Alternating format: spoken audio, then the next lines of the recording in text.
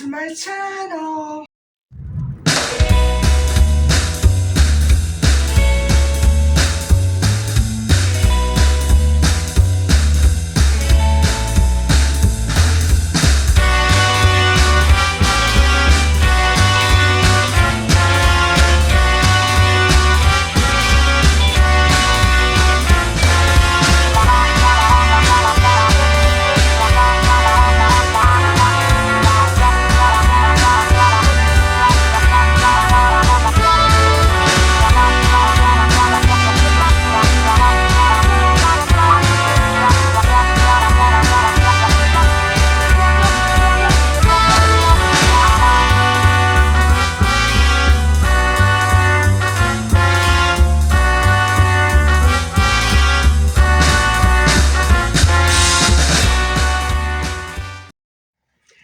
Hi guys, um, welcome back to my channel. Thank you for joining me today again for a continued discussion on context involving the Jean Harlow story, and which is actually to me very fascinating. However, before we move on to part 3 of her story, I wanted to touch on some of the context, the importance of the context in terms of theater and cinema and filmmaking. She indeed stepped into the industry at such an opportune and fascinating life. I remember being so obsessed with that period. The music, the cinema, the silent films. When I was in high school, and I remember even my parents, that there was a craze on home television that always featured these bygone eras and all these long lost silent films that nobody ever talked about anymore. And I remember sitting up almost, every Friday, Saturday evening, half the night, watching them, sometimes with my parents. It was fascinating, guys. Uh, because I never was part of it, I never understood it, and it was past my parents' time. Um, I should say it was before my parents' time as well. It was very exciting for them too. Anybody who did not live or grow up in that period is automatically, I think, drawn to that sort of context. So it's amazing walking outside tonight. It is a good 5, 6 degrees cooler than it is in the city. And it's so nice out here. Very relaxing and very tranquil, cooler. And in the city, it's about 80 degrees. Here, it's about 75, so it's nice. And I may go and walk just a little bit more. I guess it depends on how dark it gets when I finish. Anyway, let's get started with the context. So, from what I gather, from the articles that I've been looking at, the transition from silent film to talking and speaking films was gradual over the course of 2 or 3 years.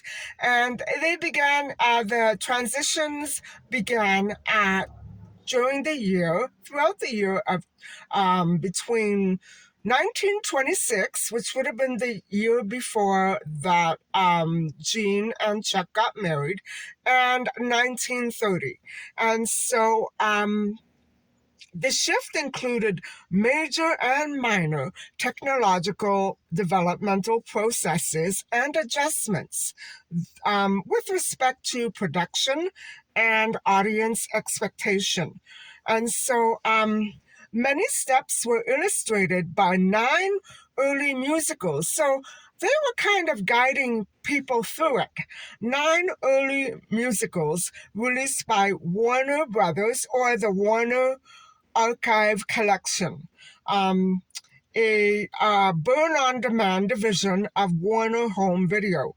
So one of these early musicals was Don Juan, a public demonstration of the new Vitaphone system, which synchronized the reproduction of sound with reproduction of action.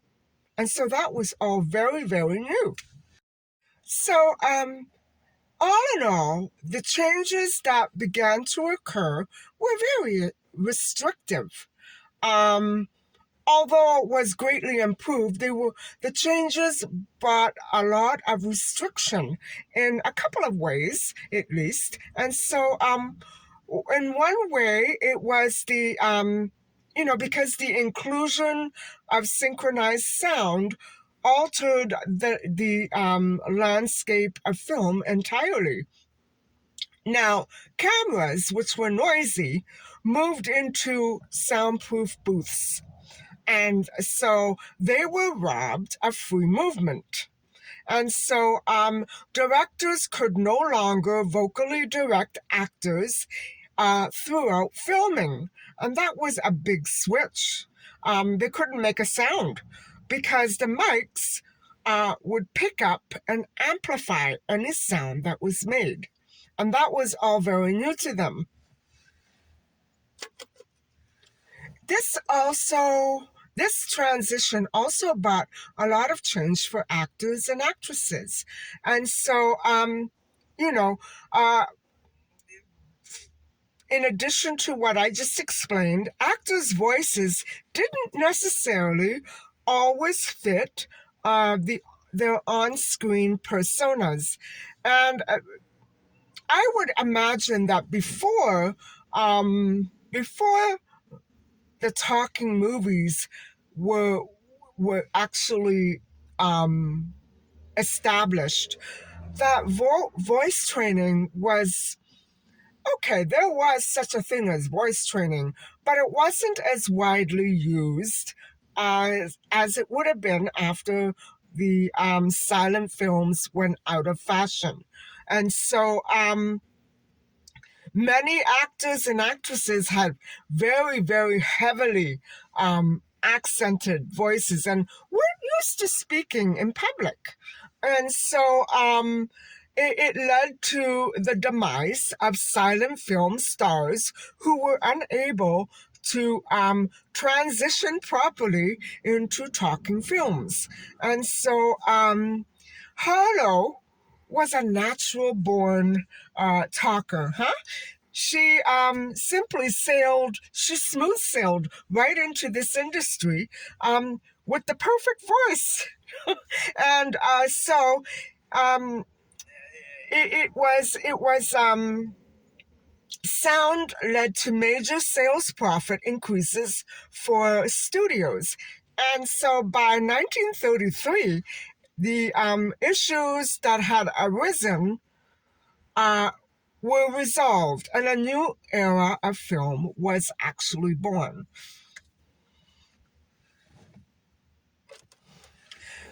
So, a limited scale of the archive collection is very logical. It's logical that it wouldn't be that abundant because most are really actually very imperfect films to begin with, and so they are not suited to mass market home video release, and so that's how it goes.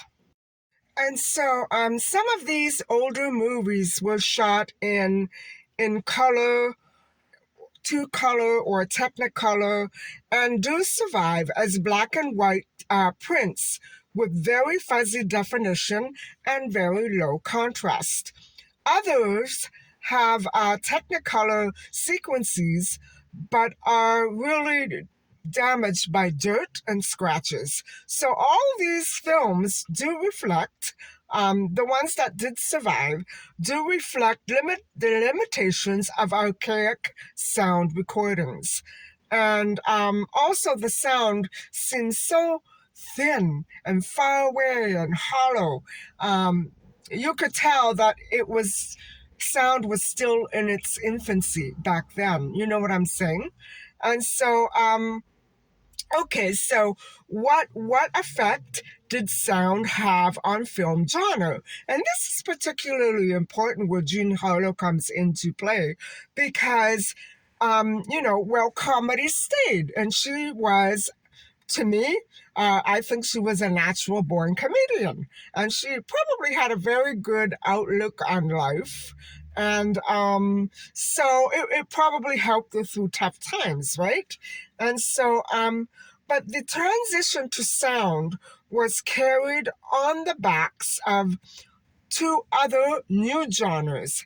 And one was already established by Sternberg's Underworld that came out in 1927 and flourished after sound introduced chatter, chatter or clattering machine guns, screeching tires, and very contemporary American speech that was brimming with vivid idioms such as go slip on ice and filtered through every accent known to man.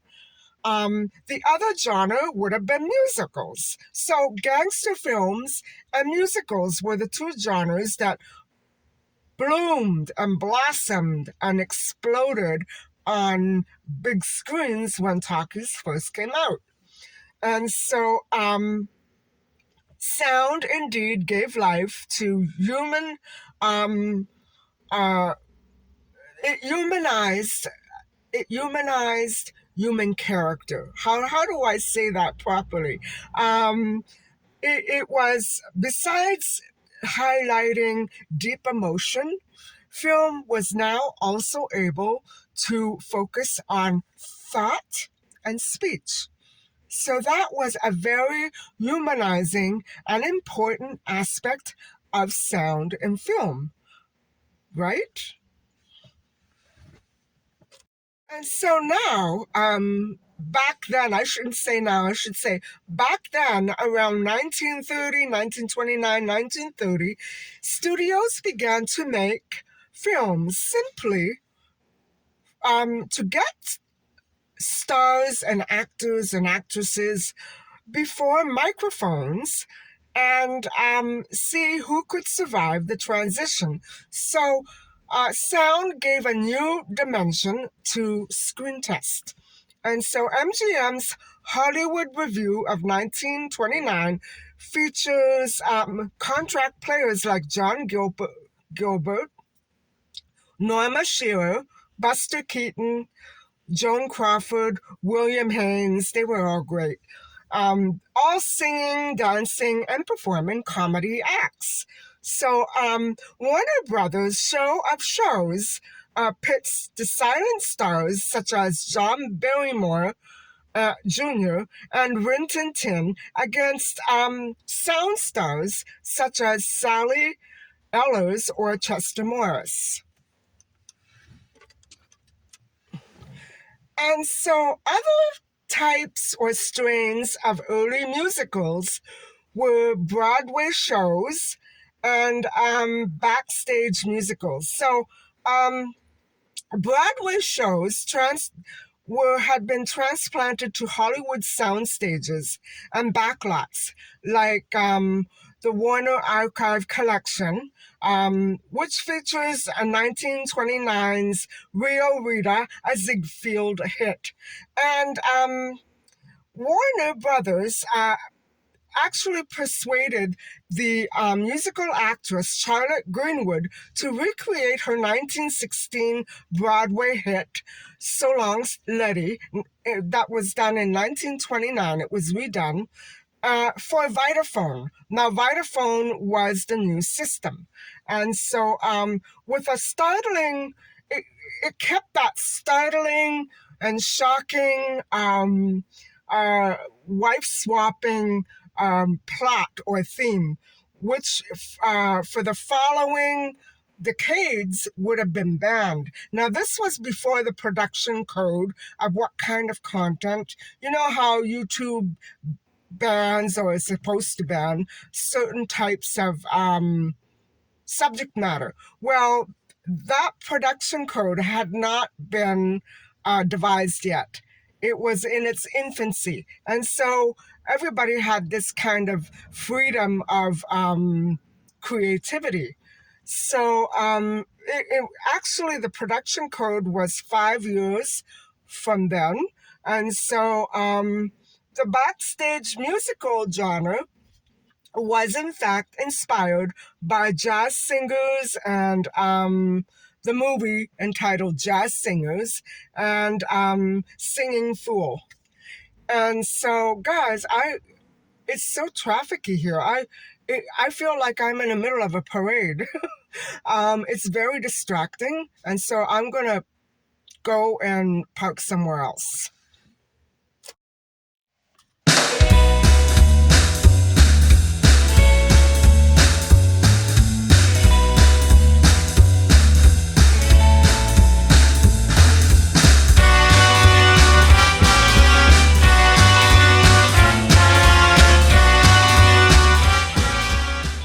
So, one of the most interesting traits of early talkies was the fact that they revealed the wide range and diversity of American English, from elocutionary exercises of transplanted Broadway stars like Conrad Nagel and Claudette Colbert, to creative manglings practiced by comedians. And so that is what early American or early America actually sounded like. And so music was very key to the new Vitaphone system. And that would include the short subjects that they produced as they began to appear in 1926, and established sounds as added value, such as in the Jazz Singer and the 1926 Vitaphone short, A Plantation Act, where Al Jolson performs 3 songs and blurts out his signature phrase, "You ain't seen or you ain't heard nothing yet." So some early musicals do resemble random shorts that were all strung together, and so they also resemble isolated musical acts and comedy bits introduced by figures who resemble masters of ceremony. So it was a little more formal as well. Well, guys, I hope that you've enjoyed this little bit of context that I've given you. And I hope that you found it helpful and useful in understanding exactly what Jean Harlow was up against when she took on those contracts for Hal Roach Studios and MGM Studios. She was up against a lot. And so I am sure that had she gone on to live healthy and expand her career, she probably would have developed much more professional acting skills. And so I am going to stop here and thank you very much for listening and watching. And please do not forget to like and subscribe. Bye for now.